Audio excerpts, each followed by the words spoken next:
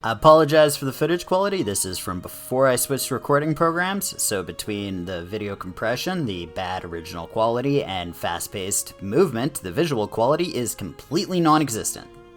So today, our goal is to get the Just a Flesh Wound penance. In a private lobby, have 75% a match on heresy or higher where you are under a single wound of health, as the Zealot, and you need to finish the mission in less than 20 minutes. This one requires 2 people, as the game doesn't let you play with a private lobby solo. Honestly, I don't know why they put the private lobby requirement in for this one. It makes no bloody sense. The more people you have, though, the easier this is to get. If you have a 4-man, it isn't bad to have 2 or 3 people going for the penance at the same time.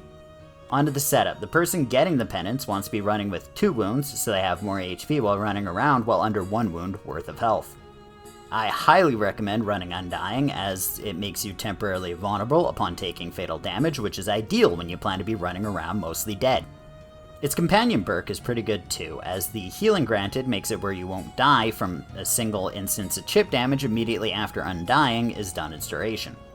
For the rest of the build, I built standard hyper-aggressive Knight Zealot, so I could take out Ogryns, other high valuable targets, while my partner ran a build focused on taking out Chaff.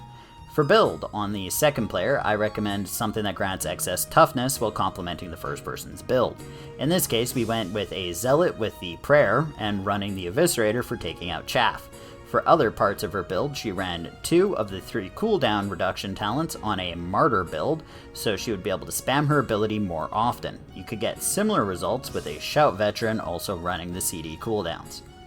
For maps, I would recommend shorter maps with few holdouts. That 20-minute time limit gives a lot less leeway in maps where you have to wait for elevators to go up or for machines to spin.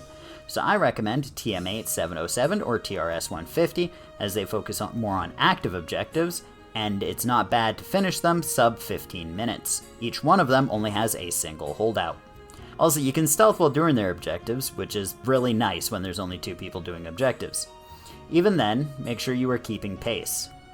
Even though it's a shorter map, you still need to make sure you're keeping pace. It's easy to get bogged down fighting chaff and turning around and fighting mobs or patrols that you really don't have to fight.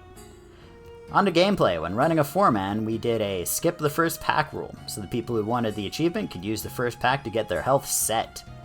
This was harder with 2 people, as the bots just shot whatever they want, so instead I just ran in refusing to dodge until I got my health where I needed it.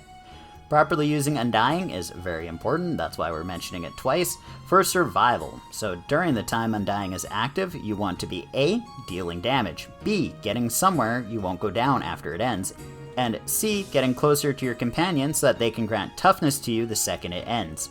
As a general rule, while Undying is on cooldown, you need to play safer and rely on your teammate more until it's back up. While it is up, you can be much more aggressive. Lastly, there is always the urge to go off solo, but being near your teammate grants bonus toughness regen and an extra person trying to murder things, so you'll have more success sticking together. For the same reason, it's worth some effort to keep the bots alive. Only some though, because sometimes the bots just don't want to be alive. I don't understand why. With a 4-man, the penance is actually rather easy. With 2 people, it's easy for a small mistake to just end run. But if you succeed, you get a swanky cosmetic, so best of luck.